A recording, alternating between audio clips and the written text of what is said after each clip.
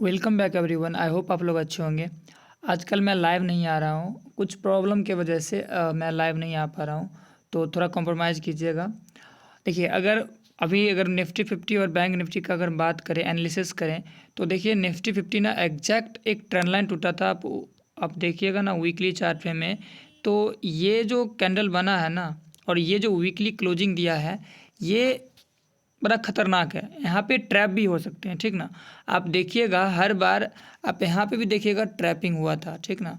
और उसके बाद ये दूसरा कैंडल है, तीसरा कैंडल है जो जब से फॉल आया है 26,000 का लेवल से फॉल आया है, जो तीसरा बार ये आपको ईएमए के ऊपर क्लोजिंग दिया है वीकली चार्ट में। आप देखिएगा ये वाला कैंडल है, एक ये वाला कैंडल है, फिर ये वाला कैंडल है, और एक यहाँ पे क्लोजिंग दिया था ऊपर। एक और कैंडल है जो इसके बाद ही मानते हैं ना, ये वाला प्रॉपर जो अच्छा है ये। तो मेरे हिसाब से अगर देखिएगा ना, तो ब्रेकआउट तो मिला है, अच्छा खासा ब्रेकआउट मिला है, लेकिन यहाँ पे ये सस्टेन करेगा। अगर आप वन डे चार्ट में आप जाके देखिएगा निफ्टी 50 का, तो एग्जैक्ट ये रेजिस्टेंस के आसपास ट्रेड कर रहा है, ठीक ना। एग्जैक्ट ये जो एक रेजिस्टेंस का लेवल है, मेरे हिसाब से ये एक रेजिस्टेंस के आसपास ट्रेड कर रहा है, ठीक।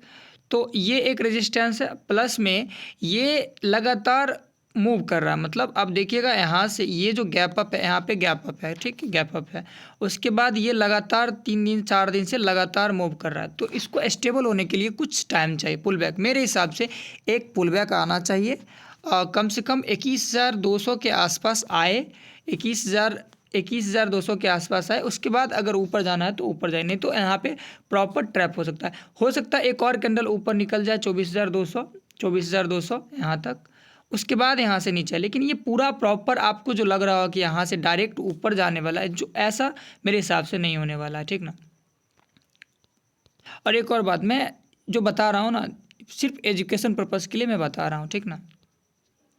अभी अगर देखिएगा मंथली चार्ट में, तो अगर ये मंथली चार्ट में देखिएगा तो अच्छा खासा मंथली चार्ट में देखिएगा तो ये पॉजिटिव दिख रहा है। लेकिन ये पिछले, अब देखिएगा यहाँ पे अगर दिखेगा आपको कि पिछले 2 महीना का कैंडल का एक रेजिस्टेंस है, इसको तोड़ना, अगर इसको ये टूट भी जाता है ना, तो फिर भी इतना आसानी से नहीं टूटना चाहिए। पुल बैक देके उसके बाद ऊपर जाए तो फिर ज़्यादा अच्छा रहेगा। और एक और बात, अभी 90 दिन के लिए ही ट्रेड ये जो टैरिफ है ना हटा है, तो थोड़ा कॉम्प्रोमाइज़ करके अगर ऐड करना भी होगा ना, तो पुल नीचे ही ऐड करने की कोशिश कीजिए। ऊपर जाए तो मार्केट को एंजॉय कीजिए बस। अगर बैंक निफ्टी का हम बात करें, तो चलिए बैंक निफ्टी का हम चार्ट लगा लेते हैं। बैंक निफ्टी का बात करें तो देखिए बैंक निफ्टी में तो पावर बूस्ट मिला है, ठीक ना। ये तो रुकने का नाम ही नहीं ले रहा है। एक बार पुल बैक दिया, उसके बाद ये रुकने का नाम ही नहीं ले रहा है। लेकिन मेरे हिसाब से फिर भी अब यहाँ पे थोड़ा स्टॉप लगना चाहिए, ब्रेक लगना चाहिए। यहाँ से एक पुल बैक आना चाहिए। यहाँ पे मल्टीपल टाइम रेजिस्टेंस है, आप देखिएगा यहाँ पे 1 बार 2 बार 3 बार। तो एक बार मेरे हिसाब से अब यहाँ पे स्टॉप लगना चाहिए। पुल अगर ऊपर ही जाना है ना, तो पुल बैक एक लेना चाहिए। मतलब यहाँ से नीचे आ जाए, यहाँ से नीचे आ जाए, फिर ये ऊपर जाए तो ज़्यादा अच्छा रहेगा।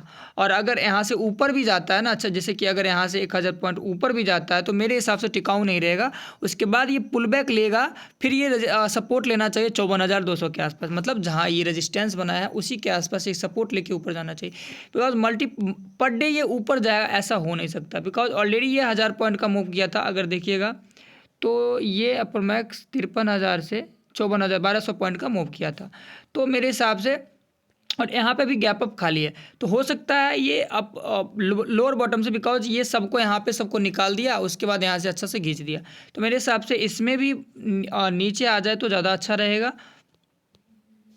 अगर हम मंथली चार्ट पे हम देखें, तो मंथली चार्ट में भी ये पॉजिटिव दिख रहा है। तो ऐसा हो सकता है कि थोड़ा अगर इसको ऊपर ही जाना है, तो मेरे हिसाब से कम ये आ जाए 51,800। उसके बाद यहाँ से फिर ऊपर निकले तो फिर ज़्यादा अच्छा रहेगा। नहीं तो मेरे हिसाब से ऊपर नहीं जाने वाला है, ठीक ना।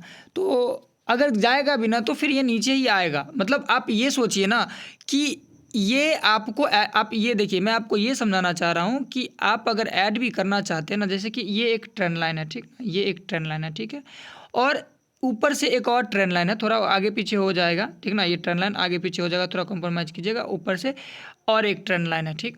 तो आप इसमें गौर कीजिए कि ये अभी इस ट्रेंड लाइन के आसपास ट्रेड कर रहा है, ठीक ना। इस ट्रेंड लाइन के, इसको ये सबको हटा देते हैं, ठीक। आप समझिए, समझने की कोशिश कीजिए। इसको हटा देते हैं। अभी अब देखिएगा ये ट्रेंड लाइन के आसपास ट्रेड कर रहा है, मतलब अब इतना दिन से देखिए ये आज का मंथली चार्ट है, तो इस ये जो ट्रेंड लाइन पे है, ये ट्रेंड लाइन पे तो आप हर बार देखिएगा इसमें फॉल आया है, फॉल आया है, फॉल आया है, फॉल आया है, फॉल आया है, ठीक है। और इसमें बाइंग कब आया? बाइंग तब आया है जब इस ट्रेंड लाइन के आसपास आता है, तो यहाँ से बाइंग आया है, बाइंग आया है, बाइंग आया है, बाइंग आया है। तो अभी अब कहाँ पे? ये इस ट्रेंड लाइन के आसपास है। तो मैं यही बताना चाह रहा हूँ, अगर इसको ऊपर ही जाना है, अगर इसमें ब्रेकआउट मिलना थोड़ा मुश्किल है मेरे हिसाब से, ये कम से कम 51,000 1,200 के आसपास आए तो फिर ज़्यादा अच्छा रहेगा, फिर ये ऊपर जाने के लिए तैयार होगा। यहाँ से ब्रेकआउट अगर मिल भी गया ना तो फिर ज़्यादा ऊपर नहीं सस्टेन करना चाहिए मेरे हिसाब से। अब देखिएगा इससे पिछला चार्ट भी देखिएगा, ये पूरा यहाँ से यहाँ तक कंप्रोमाइज़ कर जाएगा, देखिए यहाँ पे पूरा मैनेज हो जाता है। अब देखिए ये प्रॉपर काम कर रहा है, ठीक ना। तो मेरे हिसाब से ऊपर नहीं जाना चाहिए, ठीक ना। तो आज का वीडियो में इतना ही, मैं आपको फिर नेक्स्ट वीडियो में मिलता हूँ, और चैनल को सब्सक्राइब करना मत भूलिएगा। मैं 1-2 दिन में मैं शिफ्ट हो रहा हूँ, तो मैं आपको लाइव सेशन स्टार्ट करूँगा फिर से।